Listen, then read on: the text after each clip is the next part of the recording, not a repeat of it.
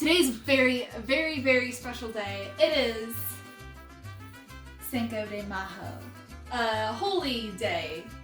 Oh my gosh, This shit is like warping your face. Hold on. Oh my god, what are you doing? Oh my god. Now it looks normal. Okay, today is Cinco de Mayo. It's a very sacred, important day.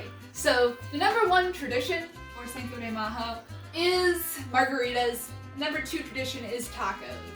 And the number three tradition this time is finishing Seis Manos.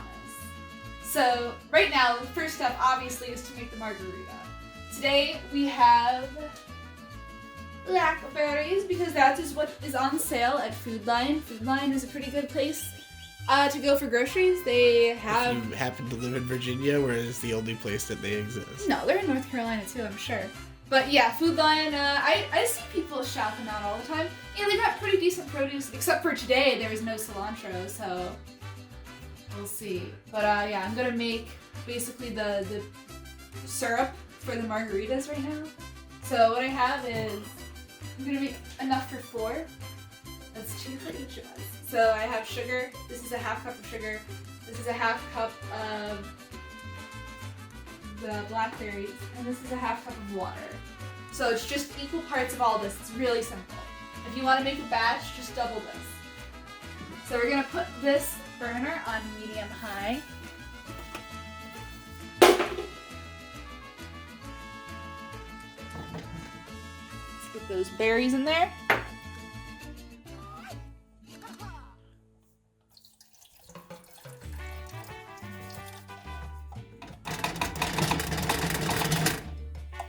And we're gonna want to stir until dissolved. So my method of stirring is... You have to mash the blackberries. Yeah, I will once it gets hot. We have to mash them like before it dissolves. Oh yeah? Yeah. You read it. So I have a potato masher, so I can mash my potatoes and my berries. I'm sure a feet would work as well. If you want to make a real pulpy pulp. You could probably cut the clip. I'll just cut to when this is done. Oh, it looks cool. Oh, you like this? Yeah, I like ASMR. Oh boy. I love Cinco de Mayo, and it's really, really unfortunate that the lockdown is right now because the best time to go to a Mexican restaurant is literally it's actually every the day. worst time to go to a Mexican restaurant, as we learned last year when we could not really get into busy. Jose Tequila's and had to go to a different place that was not that good. Oh, I got like a That was shrimp also busy. quesadilla that was good as fuck.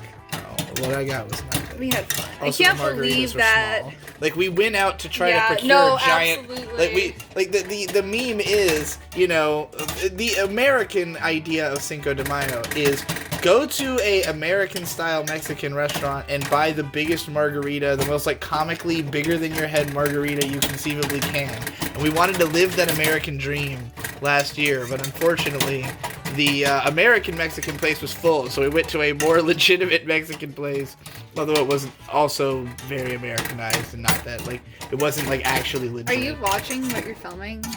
Yeah, it's you mashing this thing into an absolute black It's like mass. Alright, do you think this is mashed appropriately? Yeah, I mean, it said until the sugar is dissolved, right? Yeah. So I'd say the sugar looks pretty dissolved, or maybe it needs to be a little more. I think it needs a little Just bit get a more little mashed, actually.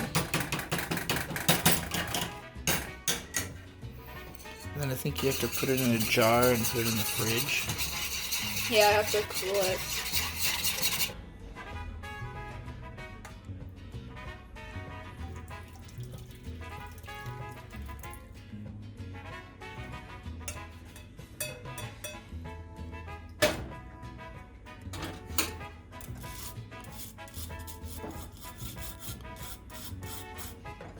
Alright, time for another important step in the taco making process, making a pico. Now pico is just it's like a salsa that you put on top of tacos. It's good. It's pretty good at Moe's, but it's pretty simple to make yourself. You just need tomatoes, cilantro, lime, salt, onion.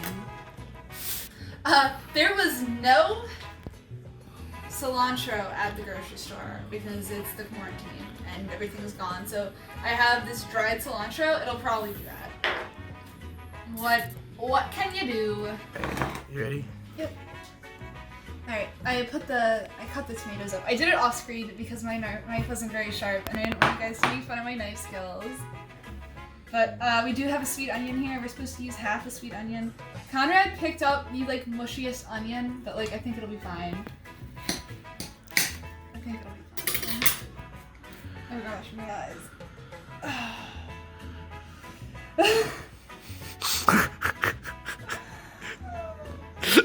These air horns for that dab. Most things don't go right in this world, just like, you know, what's happening right now, but substituted that weird white onion that tasted kind of like not juicy and oniony. I put some red onion in and it looks good. I've seen red onion in pico. We're just gonna do it. So I have some cilantro in this preserved.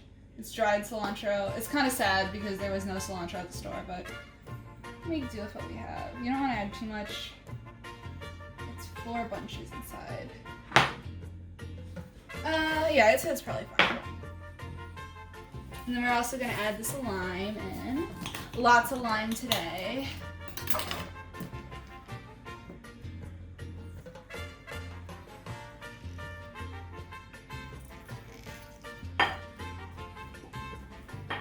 Is there a Cinco de Mayo song we could be singing? I wouldn't know it. Unfortunate. Okay, this looks pretty good to me. It looks the right color. A little bit of salt. I have my pure kosher salt right here. Hey, how do you say my pico in Japanese? My salsa.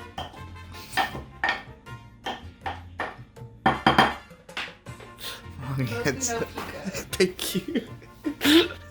Hello, good friends. Now it's time to make the taco meat. I have made my own taco seasoning. This is just the recipe that's on recipe.com, I think. It's just called Taco Seasoning 1. This is my favorite one that I've made Stop so far. moving it so much. Sorry, I'm just stirring it up. This is the best one that I've made so far out of all the taco seasoning mixes. Or you could just eyeball it or use the pre-made mixture, but it's cheaper just to use it this way. Now we're gonna brown some meat. We have ground turkey today because I'm putting Conrad on a diet. So we're gonna put that up to a little over medium. Got our olive oil here. I'm only gonna use half of the meat in here because there's another serving of something. Meatballs, mayhaps. So I'm gonna put this in like a plastic bag. I rinse out my plastic bags if I use them for things that like, if it's not gross, but like I rinse them and dry them out.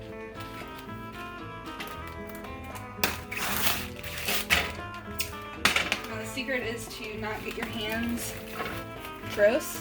So we're just gonna take half of this meat. Now, it usually breaks like down the middle like this, so we'll take half the meat. It's definitely falling apart and just stick it in here. Oopsies. It's probably pretty good. Ground turkey is so gross.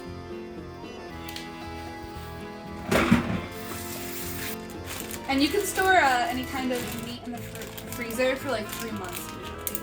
Some meats are a little bit different, but with ground meats you should be fine for 3 months.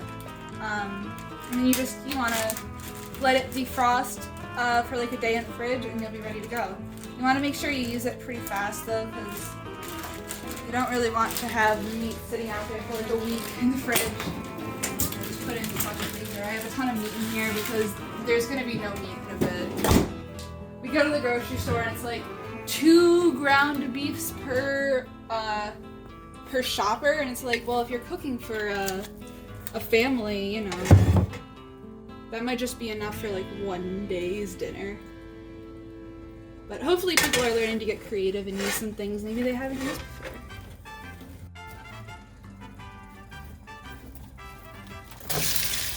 Oh, shit! Are you okay? Being a cameraman is dangerous work. Probably could have put that in more gently. Oh my gosh. Well, what did you think was Oh boy, there was lots of stuff to pour, but we're gonna make the margaritas now. So we have the Jose Cuervo. That's the tequila we're gonna use. I think we used 4 ounces of it, right? Yeah. What I do is I just mix it all in there, right? And then pour it into cups. Yep. Okay. So that's 4 ounces of tequila. This is triple sec. This is 2 ounces of triple sec. This is 12 ounces of Diet Sprite, right? Sprite Zero. Yeah. Now we gotta put our simple syrup in here. This is what we made earlier. It's called simple syrup. Let it cool in the fridge. Look how pretty it is. This is gonna be the sugary, the base to the margarita. And then we have lime juice. So this is the juice from 2 limes, 2 ounces. What I have to do is just mix it up, right? This is a clusterfuck with my life. You gotta run the lime juice around the rims of the glasses before you dip them. Lime juice? Yes. You rub a lime. You just rub a lime on the rim of the glass before you dip. Not water, because I filled up a thing of water, because in the past I've just used water. It's in the instructions line. This is the tequila. There you go. Beautiful. Margarita salt. That came out way better than last time. Yeah, I know. It's probably because it's a lime and not fucking water. A little stickier. This is not a diet drink, by the way. We just put the Sprite Zero in it because, like, I don't think it's gonna change it that much. Hopefully, I've never had a margarita with diet Sprite in it. I mean, I wouldn't think that the Sprite was the dominant flavor it's of too the much, drink. I feel like. Experience. Yeah, I guess so. Alright. Now we have to divide up this ice. I just want to make sure all the ice cubes don't have, like, they sometimes have, like, weird black shit on them, so. One margarita. Beautiful.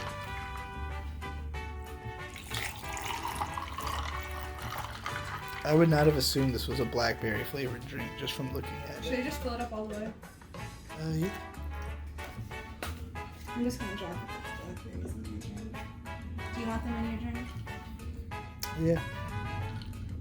You want a lime wedge? Yeah. 2 little guys.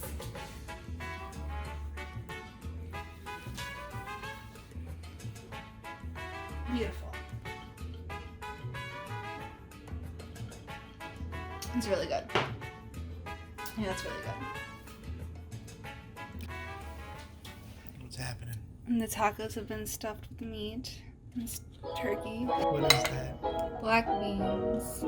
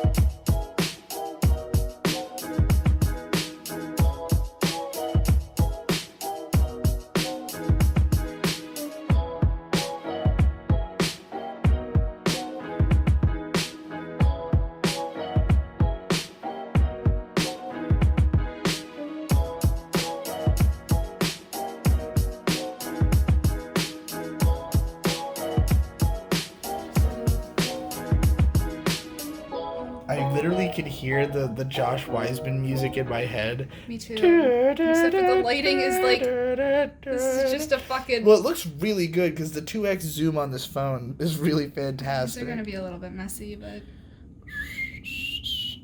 my life is a little bit messy. Remember when you put 5 seconds of that song in a video and it got copyright claimed and they took the monetization? Yeah. So, you know, just Fuck you, PSA. Josh. I don't know if it's his, I don't know whose music it is, but he probably has permission to use it. What's so special about you? You went to culinary arts school? I went to preschool, okay? I went to copyright school. Fuck you, Josh Wiseman. So, now that I made it, I get to eat it. Here's the final product. They're very messy and very full. They're kind of like a salad in a taco, but It's fantastic.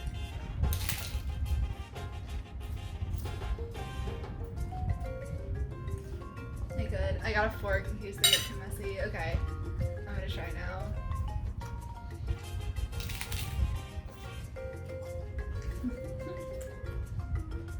Yeah, it's pretty good. It tastes like you know, it's got the very robust flavor of a taco. Everything's there. It's like a very normal tasting taco, despite the fact that there are some alternative ingredients. Yeah. I would even say that the turkey makes it lighter, easier to just chew through, you know? It doesn't feel like it's as in competition as it would be with the beef, you know? Yeah, I mean, I tried to make it like a very, like, easy, palatable, not heavy, taco, because, we're drinking these margaritas and they have like 1,000,000 calories in them, so I don't know. I like turkey. It's definitely not as good as beef, but oh gosh, I spilled on myself.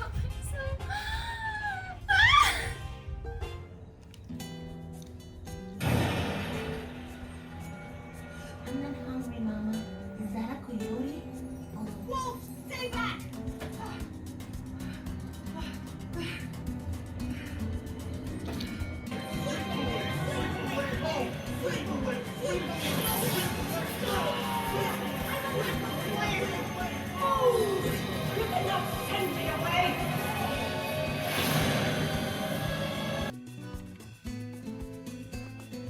Hello, $15, $70, $7 million.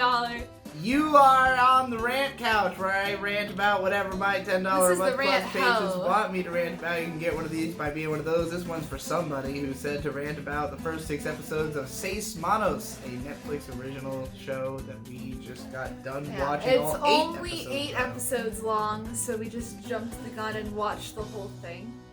Well, initially we had watched 5.5 or 4.5 and quit.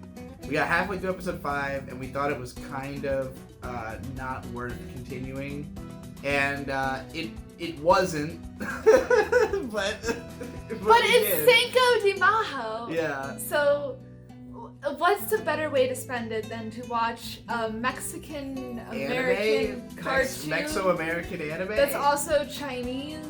Well, so the idea of this show... It's Corona, the animation. I would say at the core of Seis Manos is the idea of it being like an East meets West, but instead of being American West, it's Mexican West. So you've got this... The backdrop, the backbone, like, thematically of the series is, like, Eastern philosophy, yin-yang shit, you know, be at peace with nature, be not afraid of death kind of stuff. Lotus Blossom, immortality kind of shit. But then the Mexican side of it is the... Juicy asses. Is the Catholic religiosity, which there's tons of, like, religious symbolism in that, and it's sort of implied at the very end that maybe they both draw their like there's like some kind of power that can be drawn upon through cracks in the world, and that like the same power exists in these different religious philosophies. So I'm gonna guess that it's kind of like an all religions are real kind of scenario. Yeah, there's lots of definitely magic in seems this like show, and there's lots of Eastern magic as well as lots of Catholic magic that goes on in this. And lots of woke magic, for sure. Big woke energy on this show. That's definitely true. And it ends on a cliffhanger for a second season. So great. Which doesn't need to exist at the all. animation studio that worked on this, I think, did the Castlevania series that's also on Netflix. This, if I had to sum this up into 2 words, it's just like edge and cringe. It was edgy and cringy. Like, this is a weird one because like it's a show where I like the spirit of it. Like I could tell that whoever made this show really was pouring all of their fucking ideas into it. Like very passionate. This seems like something that somebody came up with when they were like a teenager, that they've been obsessed with for a long time. Like combining these elements, you know, the fact that it's so Mexico-centric. You know, there's all the cast is Mexican voice actors. Danny Trejo is the villain. Yeah. How did you feel about the voice acting?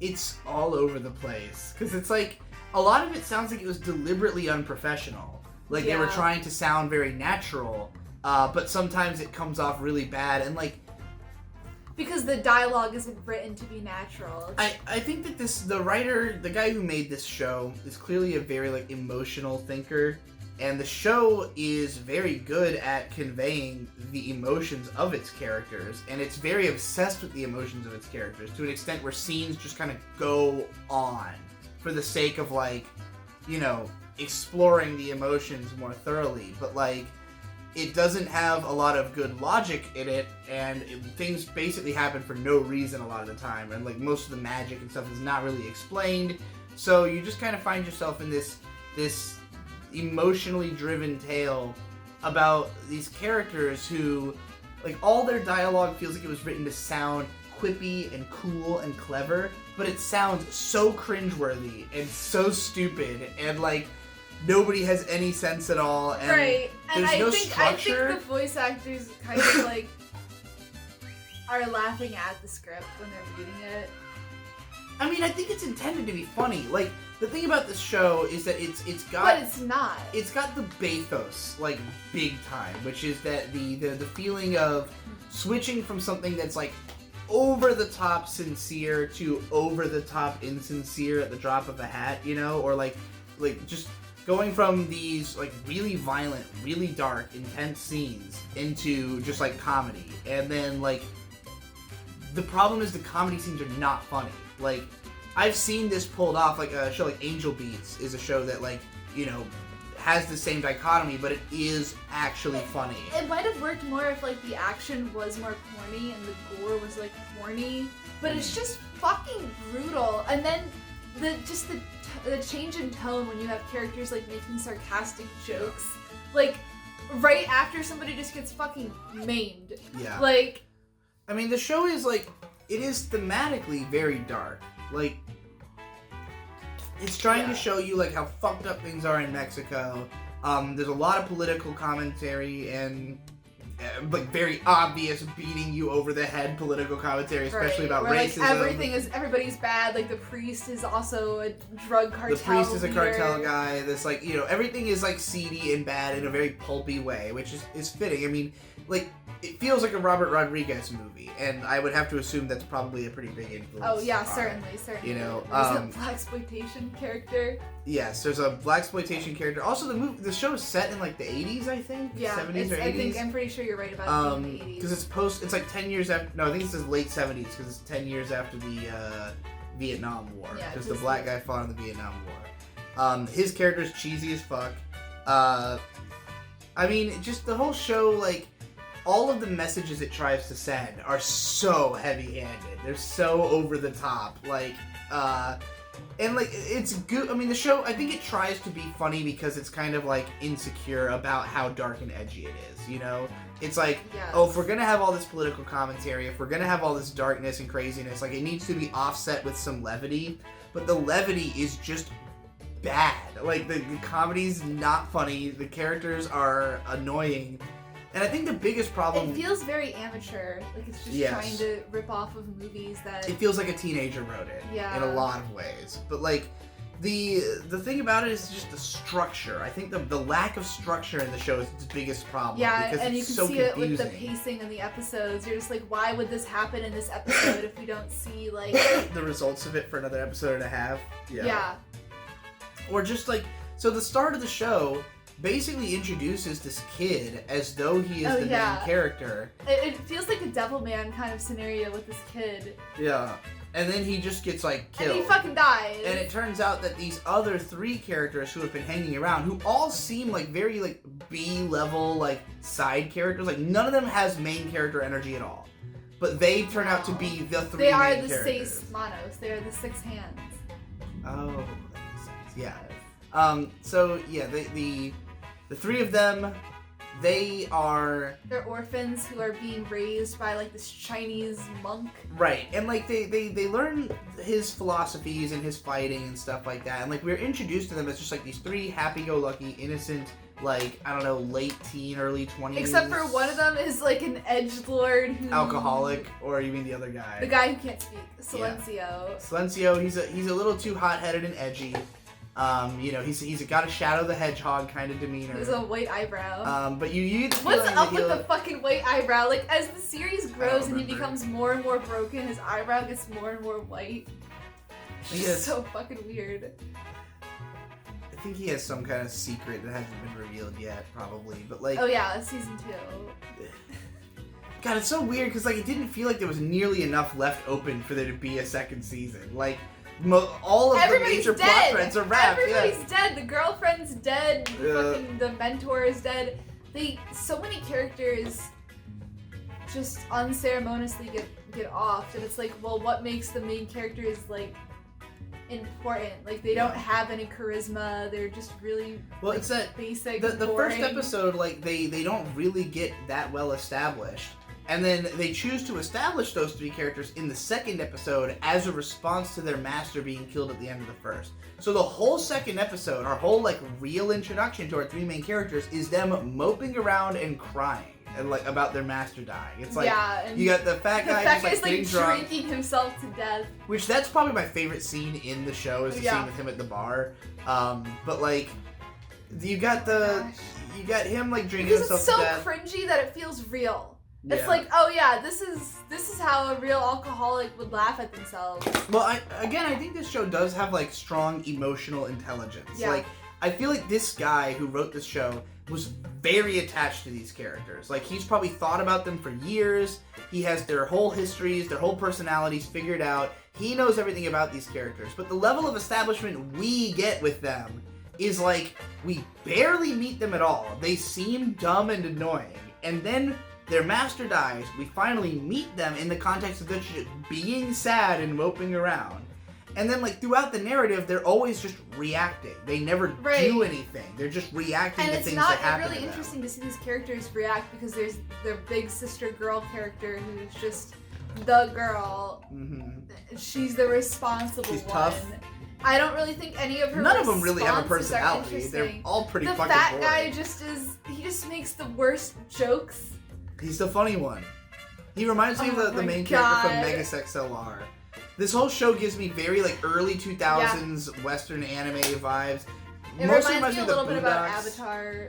Avatar as well. Just with the fighting style. Yeah, I mean, I will say that the fight scenes are well choreographed. It's the best because they're not talking.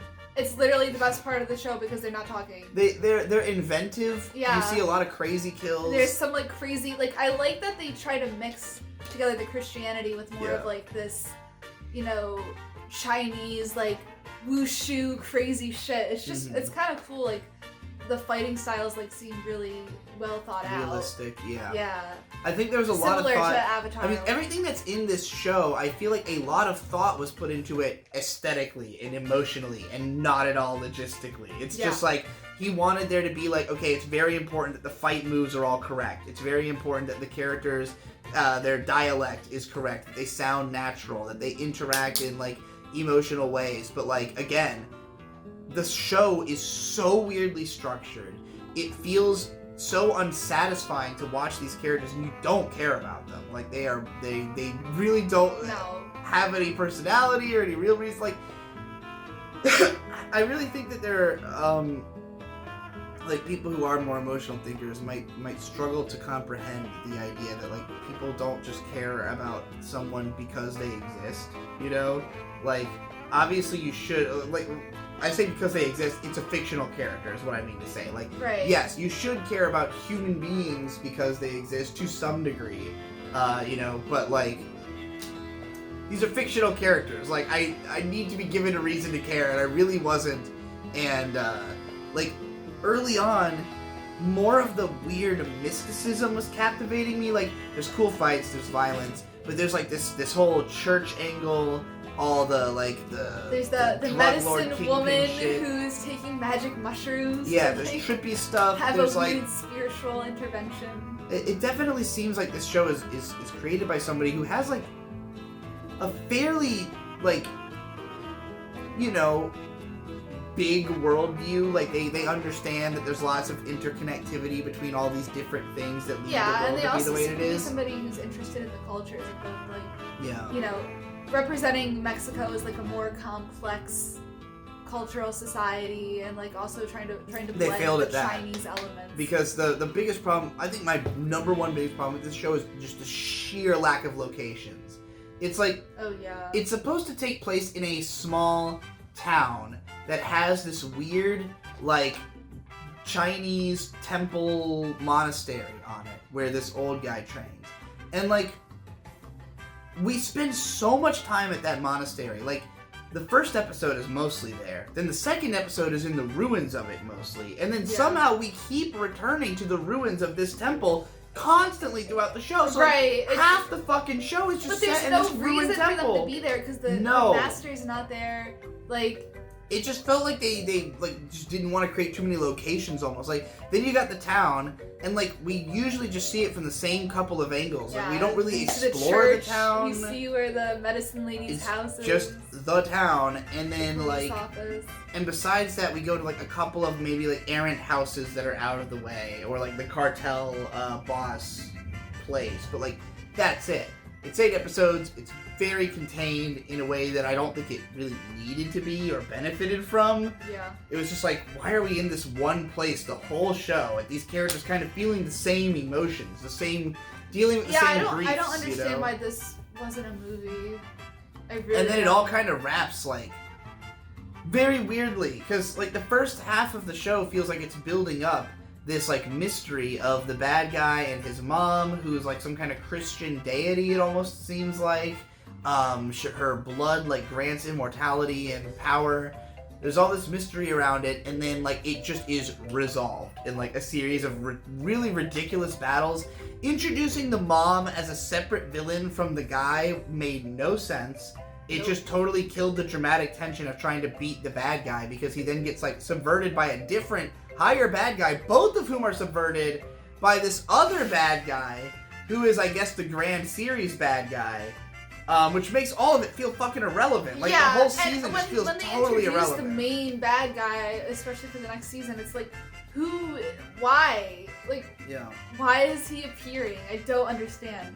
And also the child characters. Oh my god. I mean, there's so much cheesy fucking shit. Like, the kids taking over the bad guy, like just beating the bad guys at the end. Like, I almost want to say, like, oh, you know, but it's symbolic, right? Mexico's future is in the hands of these children, and now they need to, like, but it's so corny. It's so over-the-top bad fucking corny a lot of the time with that stuff. And there's just so many convenient plot devices at the end that just kind of try to explain why there needs to be a second season. Like, oh, we have all this money, and a bunch of kids in a town, we have to go rescue the guy. It's like... But I don't care. There's just a lot of, like, nothing was satisfactory about it. There was a lot of and a lot of in this show. Some of the deaths are pretty cool. I mean, there's good stuff. Like, there's the action is well choreographed and animated. I would say it's technically, like, the animation's not impressive in and of itself. Like, the movement is not impressive. It's just No. like they did a good job of getting the choreography Yeah, right. and they tried to be creative with like some of the transitions and stuff. Yeah, that the they show did. tries to be But- artsy sometimes. Sometimes it really fails because it's trying to be artsy. Yeah, I just don't think they had the resources to really make it as interesting as maybe they Yeah. wanted to, and it just falls short when they get animation shit, and then they're just not doing things up to a standard that I think, is acceptable, I guess. I think this show overall, like, there's lots of fun things about it. And for the first couple episodes, I was engaged just for those. Like, even though I thought the second Yeah. episode really sucked because it was just moping around all day, and I've complained about that kind of writing forever, but like the weird, like, unique things about the show kept me interested. But like when we got to episode 5 and they were like once again returning to the demolished temple, like we still weren't really like learning, like everything new we were learning in the plot was making it more convoluted instead of more interesting, and Yeah. it was just kind of like, I don't really care anymore. And then like the last 3 episodes were like, what in the fuck is going on here? Like, this has just gotten really off the rails. Like, I wasn't expecting it to end on a cliffhanger. no, I definitely didn't. Like, I thought they would probably do something to make it so there could be a second season, but like ending on a cliffhanger is so weird because they basically resolved all the themes and everything, it seemed like, of the first season. Like, again, the villain is defeated. Except Like, for the main themes. I get, which- yeah. I don't know. I don't know where it plans to go from this point forward. To China.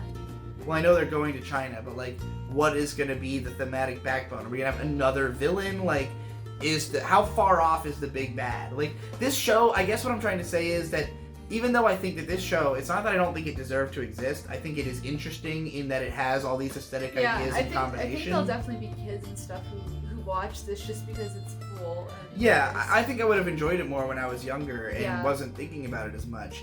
But like, knowing there's more of it, it's like, oh man, you're really gonna like belabor this? Like, make another one. Like, right. this is juvenile. Like, you've done this one, make another one, like, move on from this story. Make new Absolutely. characters that are better, too old for this guy who's writing it. I just guarantee that. I don't know how old you I are. don't think I just the series guarantee you're too creator old is for the it. same person who wrote the story. I think there was a I have no different person. I don't know for sure though, but if that's the case, please get a new writer. Oh boy, yeah, I am not. I don't think it's worth finishing. I liked the first episode because it ended on kind of a twist where the character you think is the main character is brutally killed, and we are left with the boring background characters. But I mean, the show had a lot of ass, so.